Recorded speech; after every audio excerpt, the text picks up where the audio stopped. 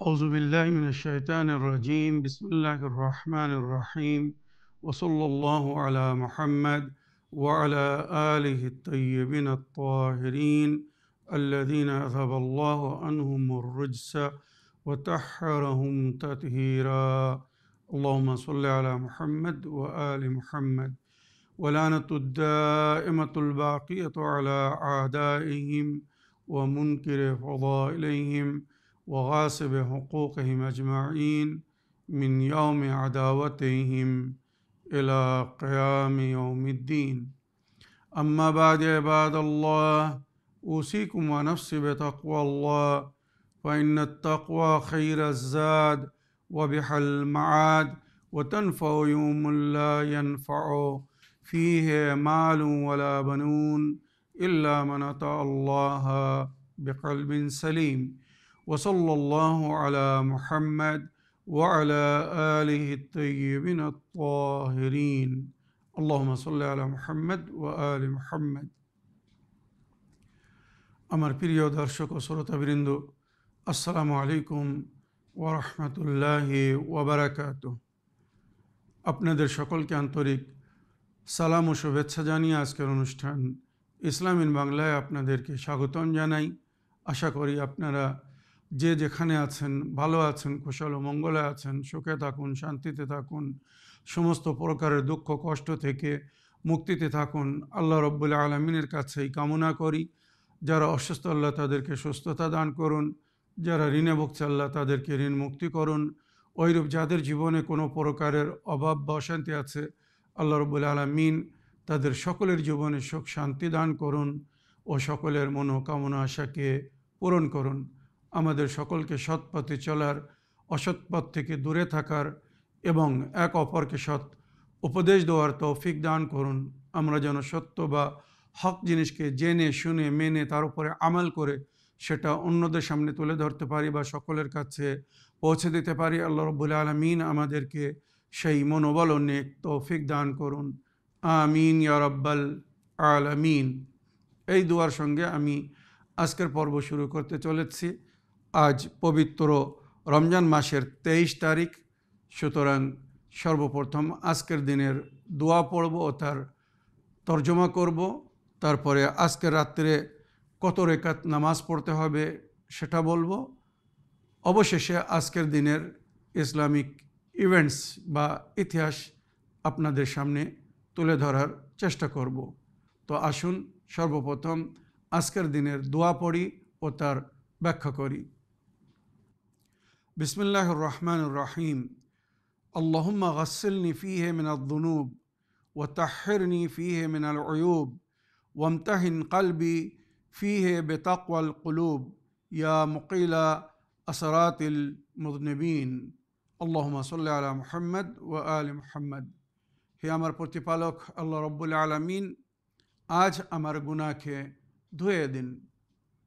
আল্লাহুম্মা ইগসিলনি ফীহি মিনাদ যুনুব, আমার সমস্ত গুনাহকে ধুয়ে দিন, গুনাহকে মুছে দিন।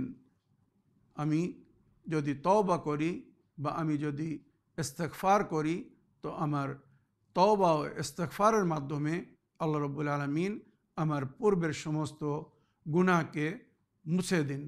আমাকে তওবার পানি দিয়ে ধুয়ে পাক করে দিন।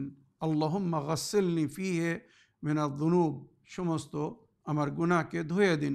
ওয়া তাহহির ফীহি মিনাল উয়ুব, আর সমস্ত আয়েব থেকে, খুঁত থেকে, যে জিনিস আপনি পছন্দ করেন না বা আল্লাহ রব্বুল আলামিন আপনার বান্দারা যেগুলো আমাদের মধ্যে অপছন্দিত মনে করে, যে সমস্ত জঘন্যতা বা অপবিত্রতা দেখে মানুষ ঘৃণা করে, আল্লাহ রব্বুল আলামিন তার থেকে আমাকে পাক করে দিন।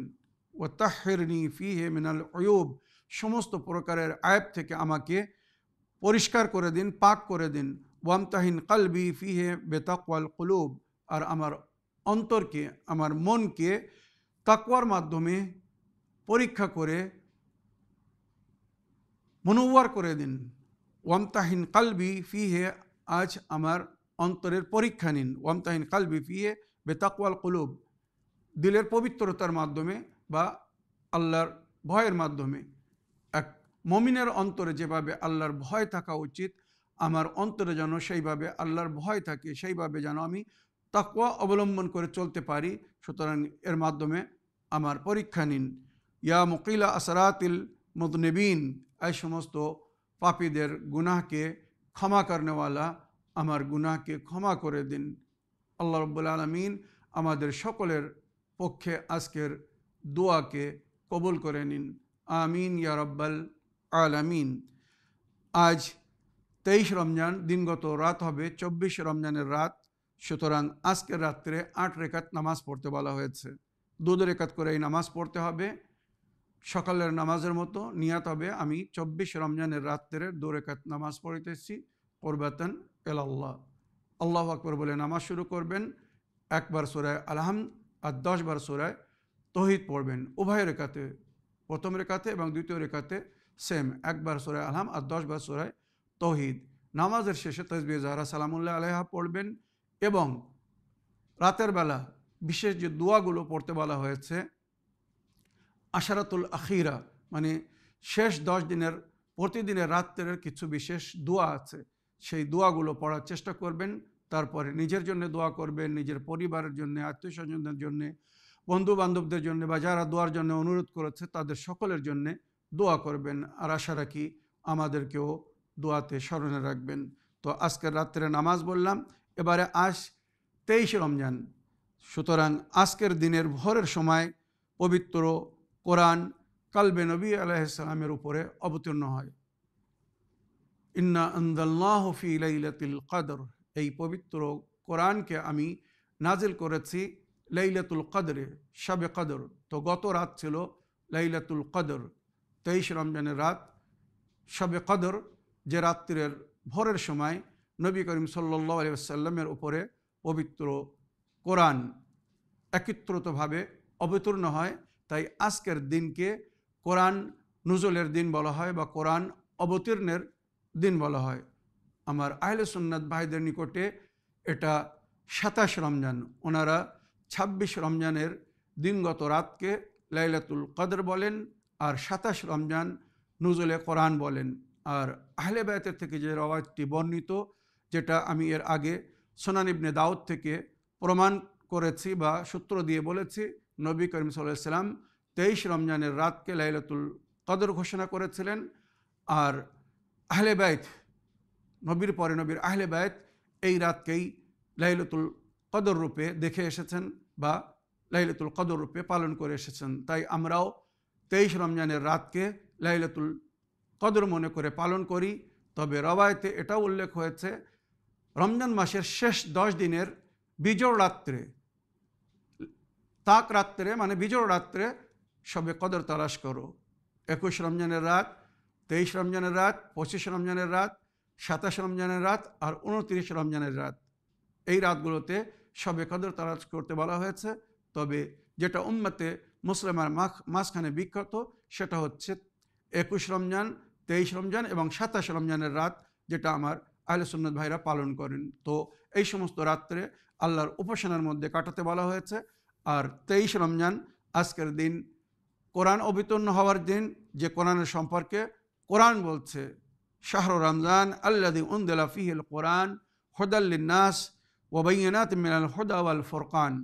মনে রাখবেন সূরা বাকারা আয়াত নম্বর 185-তে এইভাবে উল্লেখ হয়েছে, পবিত্র রমজান মাস যে মাসে কোরআনকে অবতীর্ণ করা হয়েছে মানুষের হেদায়েতের জন্য, হুদাল লিন্নাস মানুষের হেদায়েতের জন্য, ওয়া বাইয়িনাতিন মিনাল হুদা আর হেদায়েতের সমস্ত রাস্তা প্রকাশ্য রূপে সেখানে উল্লেখ করা হয়েছে, ওয়াল ফুরকান এবং হক ও বাতিলের মধ্যে যে তফাৎ বা পার্থক্য সব কিছু এই কোরআনের মধ্যে বর্ণনা করা হয়েছে। দুঃখের বিষয়, যেটা অতি কষ্ট এবং বেদনার সঙ্গে আমাকে বলতে হচ্ছে, উম্মতে মুসলিমা আল্লাহর এই কিতাব কোরআনে মজিদকে পড়ে বুঝে যদি এর উপরে আমল করত, কখনো এদের মধ্যে মতভেদ হতো না, কখনো এদের মধ্যে দলাদলি হতো না, কখনো এরা বিভিন্ন ভাগে ভাগ হতো না। এক মুসলমান, এক আল্লাহর মাননেওয়ালা, এক নবীর মাননেওয়ালা, এক কোরআনের মাননেওয়ালা, এক কেবলার দিকে মুখ করে নামাজ পড়নেওয়ালা, সব যদি একই হয়ে থাকে তাহলে তাদের নিয়ম শৃঙ্খলার মধ্যে শরীয়তের যে পদ্ধতি তার মধ্যে এত তফাৎ, এত পার্থক্য কেন? তার কারণ হচ্ছে একমাত্র তারা পবিত্র কোরআন থেকে শরীয়তকে গ্রহণ করেনি, পবিত্র কোরআন থেকে দ্বীনের আহকাম বা ধর্মের রুল অ্যান্ড সিস্টেমকে তারা কোরআন থেকে নিয়নি। যদি কোরআন থেকে নিত, খোদার কসম খেয়ে বলছে এই পবিত্র রমজান মাসে যেদিন কোরআন অবতীর্ণ হয়েছিল সেই কোরআনের কসম খেয়ে বলছি, উম্মতে মুসলিমা যদি এই কোরআন থেকে নিজের দিন ধর্মকে নিত তাদের মধ্যে কখনো মতভেদ হতো না। কোরআনের সঠিক যারা ব্যাখ্যা করেছেন সেই আহলে বায়তের ব্যাখ্যার উপরে যদি তারা চলতো তাদের মধ্যে কখনো মতভেদ হতো না। তারা যখন কোরআনকে আহলে বায়তের থেকে ভিন্ন করে দিয়েছে, জুদা করে দিয়েছে, আলাদা করে দিয়েছে, আর আহলে বায়তকে ছেড়ে অন্য জায়গা থেকে কোরআনের তাফসির নিয়েছে, তখন তাদের মধ্যে মতভেদ সৃষ্টি হয়েছে আর একই বিষয়ে বিভিন্ন মত সামনে এসেছে। قد جعل الله القرآن قرينا لأهل البيت, আল্লাহ আহলে বায়তকে কোরআনের সাথী করেছেন বা কোরআনকে আহলে বায়তের সাথী করেছেন, যেটা নবীর হাদিসের মধ্যে উল্লেখ হয়েছে, আল কোরআন মা আহলে বাইত, আহলে বাইত মা আল কোরআন, কোরআন আহলে বায়তের সঙ্গে, আহলে বায়ত কোরআনের সঙ্গে। ওয়ালা ইয়াফতারিকা হাত্তা ইয়ারদা আলাইহিল হাউজ, আর যতক্ষণ হাউজে কাউসার আমার সামনে উপস্থিত না হচ্ছে এই দুটো জিনিস এক অপরের থেকে জুদা হবে না। মান ইস্তামসাকা বিহিমা ফাকাদ ইস্তামসাকা বিল উরওয়াতুল উসকা, যে কোরআন এবং আহলে বায়তকে ধরেছে সে উরওয়াতুল উসকাকে ধরেছে। ওয়াতাসামা বিহাবলিল্লাহিল মাতিন, আর সে আল্লাহর মজবুত রশ্মিকে ধরেছে, যে রশ্মিকে কোরআন ধরতে বলছে। ওয়াতাসিমু বিহাবলিল্লাহি জামিয়ান ওয়ালা তাফাররাকু, তোমরা সকলে মিলে আল্লাহর রশ্মিকে মজবুত করে ধরো, নিজেদের মধ্যে মতভেদ করো না। আজ উম্মতে মুসলিমা এই একটা আয়াতের উপরে যদি তারা আমল করত তো তারা কখনো মতভেদ করত না। আল্লাহ এই কোরআনে তাদের জন্য যে কি হেদায়েত দিয়েছেন, শাহরু রমজান আল্লাযী উনজিলা ফীহিল কোরআন হুদাল লিন-নাস, মানুষের হেদায়েতের জন্য এই কোরআনকে দেওয়া হয়েছে। মানুষ পড়ছে কিন্তু হেদায়েত গ্রহণ করছে না, যার কারণে আজ হকিকত থেকে মানুষ এত দূরে চলে গেছে বা দূরে সরে গেছে। সূরা ইব্রাহিমের প্রথম আয়াতে আল্লাহ রাব্বুল আলামিনের ইরশাদ হচ্ছে, আলিফ লাম রা কিতাবুন আনজালনাহু ইলাইকা লিতুখরিজান নাস মিনাজ যুলুমাতি ইলান নূর, হে আমার নবী আপনার উপরে এই কিতাবকে অবতীর্ণ করলাম কি জন্যে? লিতুখরিজান নাস মিনাজ যুলুমাতি ইলান নূর, এই কিতাবে দেওয়া হেদায়েতের আলোতে আলোকিত করে মানুষকে মূর্খতার গুমরাহের অন্ধকার থেকে বাইরে করে নিয়ে আসুন, বাইরে নিয়ে আসুন, আর হেদায়েতের আলোয় আলোকিত করুন। লিতুখরিজান নাস মিনাজ যুলুমাতি ইলান নূর, মানুষকে অন্ধকার থেকে আলোর দিকে নিয়ে আসার জন্য এই কোরআন আপনাকে দেওয়া হয়েছে। বিইজনি রাব্বিহিম ইলা সিরাতিল আজিজিল হামিদ, তাদের প্রতিপালকের অনুমতিতে তাদেরকে সেই পথের পথিক করে দিন যে পথকে আল্লাহ পছন্দ করেছেন বা যার প্রশংসা করেছেন। ইন্নাদ দীনা ইনদাল্লাহিল ইসলাম, আল্লাহর নিকটে মাত্র একটাই দিন, সেটা হচ্ছে ইসলাম। ওমাই ইয়াবতাগি গায়রাল ইসলাম দীনান ফালা ইউকবাল মিনহু, ইসলাম ছাড়া অন্য দিনকে কেউ যদি আপন করে তা আল্লাহ তার থেকে সেই দিনকে মেনে নেবেন না, গ্রহণ করবেন না। ওয়া হুয়া ফিল আখিরাতি মিনাল খাসিরিন, যদি ইসলাম ছাড়া অন্য কোনো দিন বা ধর্মকে কেউ আপন করে সে পরকালে ক্ষতিগ্রস্ত হবে। ওয়া রাযীতু লাকুমুল ইসলাম দীনা, আমি তোমাদের জন্যে দ্বীনে ইসলামকে পছন্দ করেছি।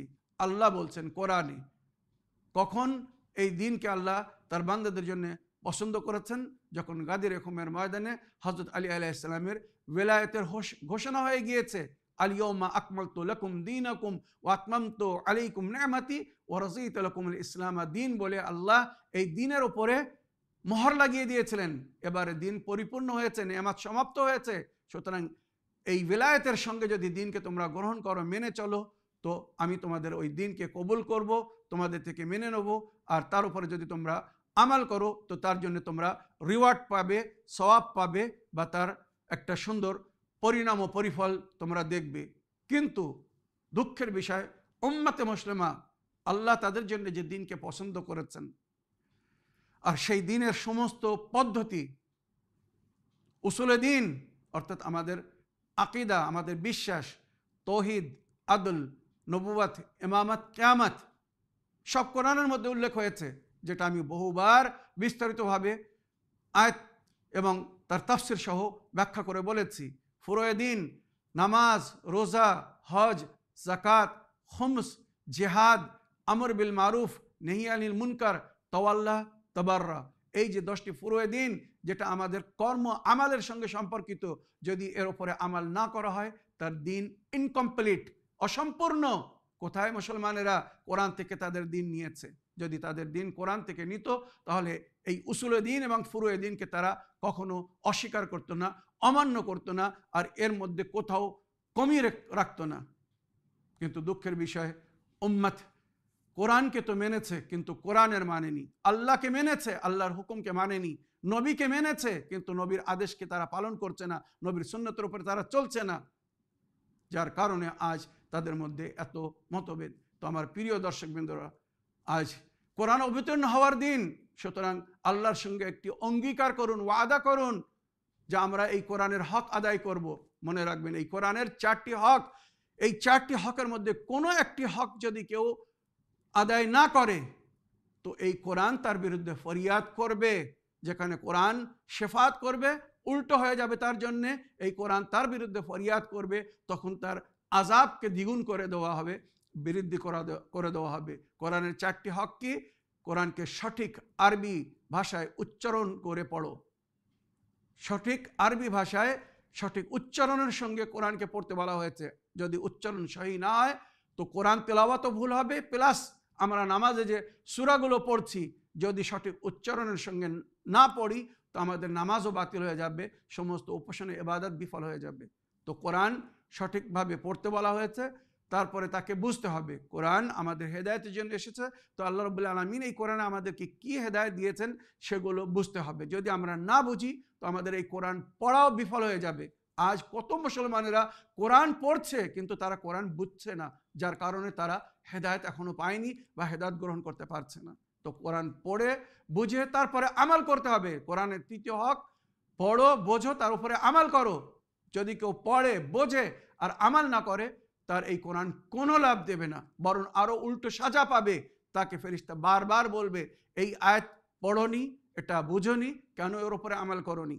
তখন সে উত্তর দিতে পারবে না, চাবুক খাবে, কোড়া মারা হবে কবরে, তার উপরে আগুনের গুর্জ মারা হবে তাকে। তো কোরআন সঠিকভাবে পড়ুন, তাকে বুঝুন, তার উপরে আমাল করুন। মনে রাখবেন, 3য় হচ্ছে আমাল। আর নিজে পড়ে বুঝে আমাল করার পরে এবারে সেটা অন্যদেরকে বলুন। যে সমস্ত আল্লাহর বান্দারা এখনো আল্লাহর পথ থেকে দূরে, হেদায়েত থেকে দূরে আছে, এই কোরআন থেকে তাদের হেদায়েত দিন, এই কোরআন থেকে তাদেরকে সঠিক দিনের পরিচয় করান, সঠিক দিনের উপরে তারা যেন আমাল করতে পারে। তো নিজে পড়ে বুঝে আমাল করে তারপরে অন্যদেরকে আমন্ত্রণ জানান, এই আল্লাহর বাণী অন্যদের কাছে পৌঁছে দিন। যদি আমরা আল্লাহর বাণী, এই পয়গাম অন্যদের কাছে না পৌঁছাই তো কিয়ামতের দিনে যদি কেউ আমার প্রতিবেশী, পাড়াপড়শি, আত্মীয় স্বজন কেউ হক থেকে দূরে থাকে তো কাল আল্লাহ তাকেও ধরবে, তার সঙ্গে আমাকেও ধরবে। তুমি জানতে তোমার এই আত্মীয়, তোমার এই আপন অন্ধকারে ছিল, মূর্খতার মধ্যে ছিল, হেদায়েত থেকে দূরে ছিল, তুমি কোরআন পড়েছিলে, বুঝেছিলে, আমাল করেছিলে, কেন তাকে বলনি? কেন তাকে সঠিক পথ দেখাওনি? তো সেও ধরা পড়বে, তার সঙ্গে সঙ্গে আপনারাও ধরা পড়বেন যদি কোরআনের পয়গাম অন্যদের কাছে না পৌঁছে দেন। আজ 23 রমজান, পবিত্র কোরআনের নুজুলের দিন।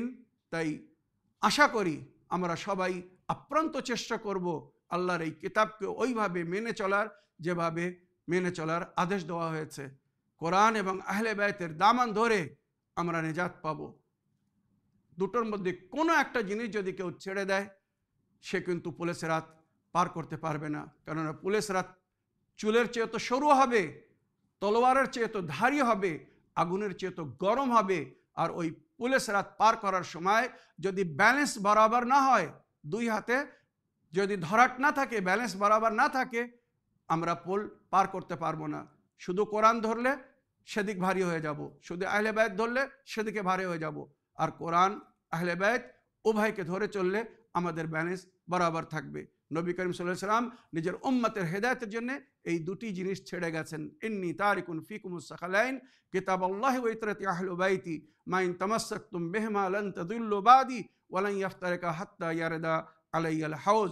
আমি তোমাদের হেদায়েতের জন্য দুটি জিনিস ছেড়ে যাচ্ছি, এক কোরআন, দ্বিতীয় আমার ইতরাত, আমার আহলে বাইত। যতক্ষণ এই উভয় জিনিসকে ধরে থাকবে পথভ্রষ্ট হবে না। আর এই দুটো জিনিস কখনো এক অপর থেকে জুদা হবে না, আলাদা হবে না, যতক্ষণ না হাউজে কওসারে আমার সামনে উপস্থিত হচ্ছে। তো আমার প্রিয় দর্শকবৃন্দরা, খোদার দোহাই দিয়ে বলছি, এখনও আল্লাহর দিনকে আপন করার চেষ্টা করুন।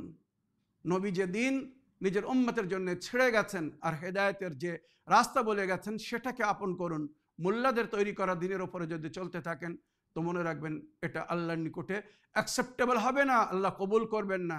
আল্লাহ ওই দিনকে কবুল করবেন যে দিনকে আল্লাহ পছন্দ করেছেন, যেটা হযরত আলী আলাইহিস সালামের ওলায়াতের সঙ্গে পরিপূর্ণ হয়েছিল। আল্লাহ আমাদেরকে হেদায়েত দান করুন, শয়তানের চক্রান্ত থেকে মুক্তি দান করুন। আমরা যেন নবীর দিনের উপরে ওইভাবে চলতে পারি যেভাবে নবী চলতে বলে গেছেন। আর নবী নিজের পিছনে যে দুটো জিনিসকে ফলো করতে বলে গেছেন, কোরআন এবং আহলে বাইত, সেই উভয় জিনিসকে যেন আমরা ফলো করে নিজের ইহকাল ও পরকালকে উজ্জ্বল করতে পারি আর দিনের উপরে সঠিকভাবে চলতে পারি। এই বলে আমার আজকের বক্তব্য এখানে শেষ করলাম। ওয়া আখিরু দাওয়ানা আলহামদুলিল্লাহি রাব্বিল আলামিন। ওয়াসসালামু আলাইকুম ওয়া রাহমাতুল্লাহি ওয়া বারাকাতুহু।